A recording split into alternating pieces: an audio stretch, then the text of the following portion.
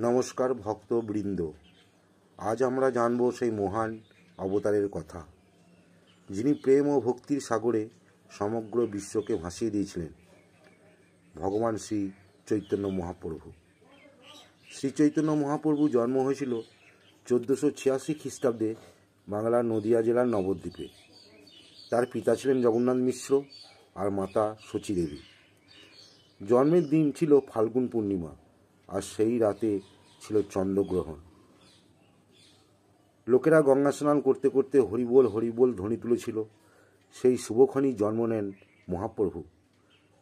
তাই তার নাম রাখা হয়েছিল বিশ্বম্ভর মিশ্র, যিনি পরে পরিচিত হন গৌরাঙ্গ মহাপ্রভু নামে, কারণ তার দেহের বর্ণ ছিল সোনার মতো উজ্জ্বল।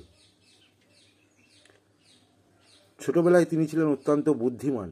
গ্রামের সকলেই তাকে ডাকত নিমাই পণ্ডিত নামে। কিন্তু কিশোর বয়সেই তার জীবনে এক অলৌকিক পরিবর্তন আসে। তার বাবার পিণ্ডদানের জন্যে যখন গয়ানগরে গিয়ে তিনি এক মহান বৈষ্ণব সাধু ঈশ্বরপুরী মহারাজের কাছ থেকে দীক্ষা গ্রহণ করেছিলেন, সেই মুহূর্ত থেকেই তার জীবনের উদ্দেশ্য পাল্টে যায়। তিনি জ্ঞান ত্যাগ করে প্রেম গ্রহণ করেন এবং তার অন্তর ভরে যায় শ্রীকৃষ্ণ প্রেমে। ফিরে এসে নবদ্বীপে শুরু করেন মহাসংকীর্তন, হরিনাম সংকীর্তন।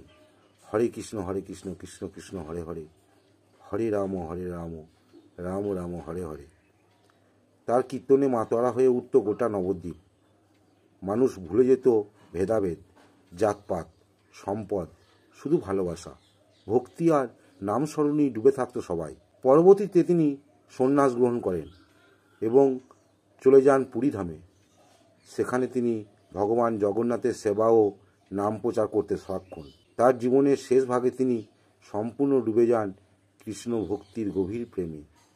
কখনো হাসতেন, কখনো কাঁদতেন, কখনো মূর্ছিত হতেন রাধাকৃষ্ণ প্রেমে।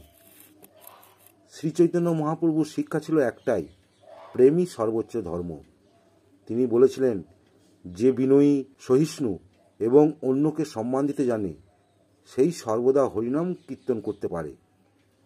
মহাপ্রভু আমাদের শিখিয়েছেন, জাত, ধর্ম, বর্ণ নয়, ভগবানের কাছে সবাই সমান। আর কৃষ্ণপ্রেমই জীবনের পরম লক্ষ্য। যিনি প্রেমকে ধর্ম বানালেন, ভক্তিকে মুক্তির পথ করলেন, তিনি আর কেউ নন, আমাদের গৌরাঙ্গ মহাপ্রভু। জয় নিতাই গৌর হরি বল।